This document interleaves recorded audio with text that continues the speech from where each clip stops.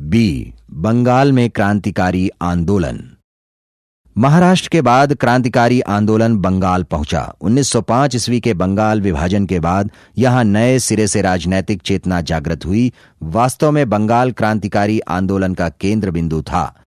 क्रांतिकारी गतिविधियां मुख्यतः दो प्रकार की थीं। नंबर 1, देशद्रोहियों, मुखबिरों एवं अत्याचारी अफसरों की हत्या करना तथा नंबर 2, सरकारी डाका डालकर हथियार खरीदने के लिए पैसे इकट्ठा करना।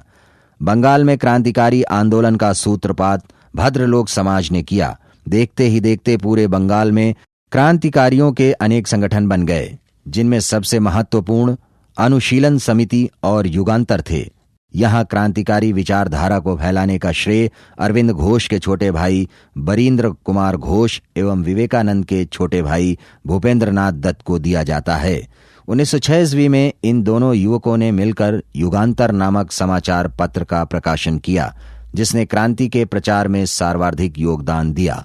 बंगाल में क्रांतिकारी आंदोलन का विस्तृत अध्ययन निम्न चरणों के अंतर्गत करेंगे। नंबर 1, अनुशीलन समिति। नंबर 2, ढाका अनुशीलन समिति। नंबर 3, आत्मोन्नति समिति। नंबर 4, युगांतर एवं अन्य। नंबर 5, किंग्सफोर्ड की हत्या का प्रयास। नंबर 6, अलीपुर षड्यंत्र केस। नंबर 7, हावड़ा षड्यंत्र केस।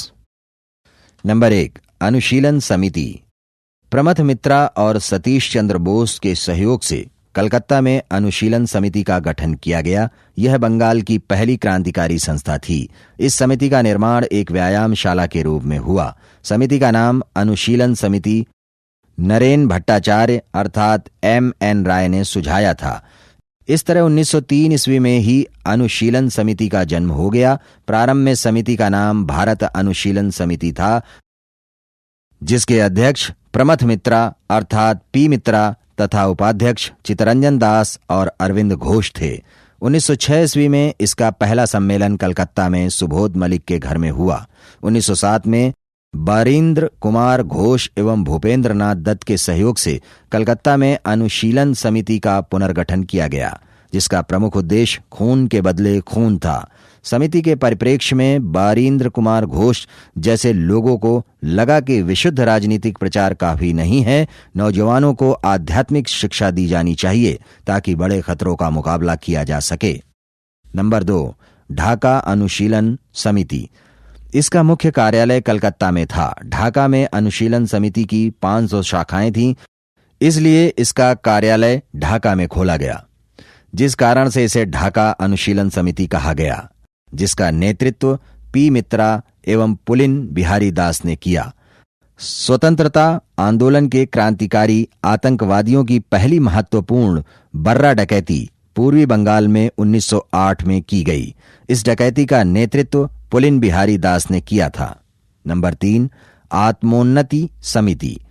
विपिन बिहारी गांगुली द्वारा स्थापित आत्मोन्नति समिति बंगाल की अन्य क्रांतिकारी संस्था थी, जिसमें मराठी विद्वान सखाराम गणेश देउस्कर, जो बंगाली में निपुण थे, बंगाल और महाराष्ट्र के बीच क्रांतिकारियों के बीच कड़ी का काम करते थे। नंबर 4, युगांतर एवं अन्य। वरींद्रनाथ घोष ने 1905 ईस्वी में भवानी मंदिर नामक पहली पुस्तक प्रकाशित की, जो क्रांति से संबंधित थी तथा इसमें आनंद मठ का भाव था। इस पुस्तक में क्रांतिकारी कार्यों को संगठित करने के लिए विस्तृत जानकारी दी गई। इसमें कहा गया था कि क्रांतिकारी राजनीतिक सन्यासी का जीवन तब तक बिताएं जब तक स्वाधीनता प्राप्त न हो जाए। वरींद्रनाथ घोष ने अपनी दूसरी पुस्तक वर्तमान रणनीति लिखी। यह पुस्तक अक्टूबर 1907 ईस्वी में अविनाश चंद्र भट्टाचार्य द्वारा प्रकाशित की गई। इस पुस्तक में कहा गया था कि भारत की स्वतंत्रता की प्राप्ति के लिए फौजी शिक्षा और युद्ध आवश्यक है। ये पुस्तक बंगाल क्रांतिकारियों की पाठ्य पुस्तक बन गई। वरींद्रनाथ घोष ने खुलकर क्रांति का प्रचार करने के लिए 1906 ईस्वी में युगांतर नामक पत्रिका का प्रकाशन किया। युगांतर के प्रथम संपादक भूपेंद्रनाथ दत्त को 1907 ईस्वी में 1 साल की कड़ी सजा दी गई। 1908 में इस पत्र को बंद करना पड़ा। युगांतर पत्र के नाम पर युगांतर नामक एक अन्य क्रांतिकारी समिति की स्थापना की गई, जिसकी बंगाल के विभिन्न भागों में शाखाएं थी। वरींद्र घोष के नेतृत्व में युगांतर समूह ने सर्वत्र क्रांति का बिगुल बजाया। तथा बताया कि क्रांति किस प्रकार प्रभावी होगी। इस गुट ने बम बनाए तथा कुख्यात अधिकारियों को मारने का प्रयास किया। इसी क्रम में पूर्वी बंगाल तथा बंगाल के उपराज्यपालों की हत्या के प्रयास किए गए, लेकिन वह असफल रहे। वारिंद्र घोष ने 1907 ईस्वी में आतंकवादी गतिविधियों का संचालन करने के लिए हेमचंद्र दास के सहयोग से मणिकतुल्ला नामक पार्टी बनाई। क्रांतिकारी हिंसक घटनाओं का आरंभ 1906 ईस्वी में हुआ, जब धन की व्यवस्था के लिए क्रांतिकारियों ने डकैती की योजना बनाई। क्रांतिकारियों ने बंगाल के पूर्व लेफ्टिनेंट गवर्नर फुलर को मारने का प्रयत्न किया, लेकिन वे सफल न हो सके। 1905 ईस्वी में बंगाल के विभाजन के उपरांत बंगाल में उग्रवादी राष्ट्रवाद को शक्तिशाली प्रेरणा मिली और अनेक गुप्त क्रांतिकारी समितियों जैसे कि मायमेन सिंह की सुहृदय समिति और साधना समिति, वारिसाल की स्वदेश बांधव समिति और फरीदपुर की ब्रती समिति की स्थापना की गई, जिनको सरकार द्वारा गैर कानूनी घोषित कर दिया गया। पुस्तकों में एक महत्वपूर्ण पुस्तक थी मुक्ति कौन पाथे, अर्थात मुक्ति किस मार्ग से, में भारतीय सैनिकों से क्रांतिकारियों को हथियार देने का आग्रह किया गया तथा बंगाल के युवकों को शक्ति की प्रतीक भवानी की पूजा करने को कहा गया, ताकि वे मानसिक, शारीरिक, आत्मिक तथा नैतिक बल प्राप्त कर सकें। क्रांति के प्रसार में ब्रह्म बांधव उपाध्याय द्वारा संपादित संध्या, अरविंद घोष द्वारा संपादित वंदे मातरम जैसी पत्रिकाएं सहायक सिद्ध हुईं। इस पुस्तक के माध्यम से घोष जी ने निष्क्रिय विरोध के सिद्धांत को प्रतिपादित किया। नंबर 5, किंग्सफोर्ड की हत्या का प्रयास। 1908 ईस्वी में D.H. किंग्सफोर्ड बिहार के मुजफ्फरपुर जिले के न्यायाधीश थे। ये छोटे छोटे अपराधों में बड़ी बड़ी सजाएं देने में चर्चित थे, जिन पर 30 अप्रैल 1908 ईस्वी को मुजफ्फरपुर में खुदीराम बोस और प्रफुल्ल चाकी ने बम फेंका। उद्देश्य के विपरीत किंग्सफोर्ड बच गया, परंतु दुर्भाग्य से उस गाड़ी में राष्ट्रीय आंदोलन से हमदर्दी रखने वाले मिस्टर कैनेडी की पत्नी एवं पुत्री मारी गई। परिणाम स्वरूप प्रफुल्ल चाकी ने आत्महत्या कर ली, परंतु खुदीराम बोस को गिरफ्तार कर लिया गया तथा 1908 ईस्वी में 15 वर्ष की आयु में फांसी दे दी गई। खुदीराम बोस सबसे कम उम्र में फांसी पाने वाले क्रांतिकारी थे। खुदीराम बोस वारिंद्रनाथ घोष की क्रांतिकारी समिति युगांतर के सदस्य थे। नंबर 6, अलीपुर षड्यंत्र केस। फिरंगियों ने 18 मई 1908 ईस्वी को कलकत्ता के अलीपुर अदालत में 34 व्यक्तियों को अवैध शस्त्र रखने के कारण पेश किया। इन व्यक्तियों को अवैध शस्त्र रखने के कारण गिरफ्तार किया गया था। यही मुकदमा अलीपुर षड्यंत्र केस के नाम से प्रसिद्ध है।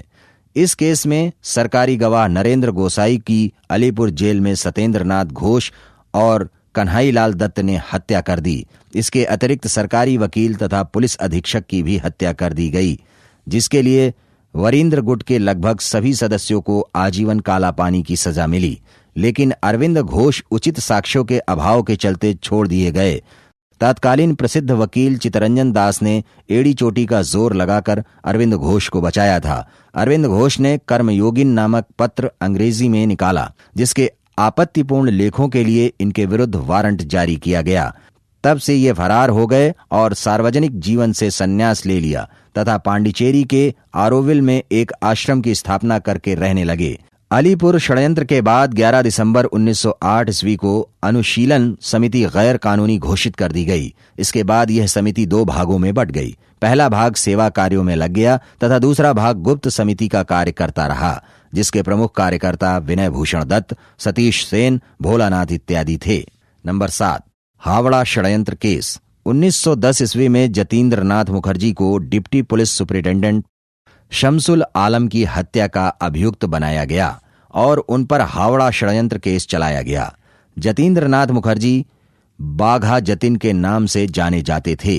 बाघा जतिन क्रांतिकारी संगठनों जैसे युगांतर, अनुशीलन समिति, गदर पार्टी आदि के सक्रिय सदस्य रहे। तत्काल और पूर्ण स्वतंत्रता के लिए प्रयासरत क्रांतिकारियों के लिए प्रथम विश्व युद्ध का छिड़ जाना एक स्वर्णिम अवसर प्रतीत हुआ। 1915-16 ईस्वी में बंगाल में राजनीतिक डकैतियां तथा हत्याएं अपनी चरम सीमा पर पहुंच चुकी थीं। अधिकांश क्रांतिकारी गुट जतीन्द्र नाथ मुखर्जी के नेतृत्व में एकजुट हो गए।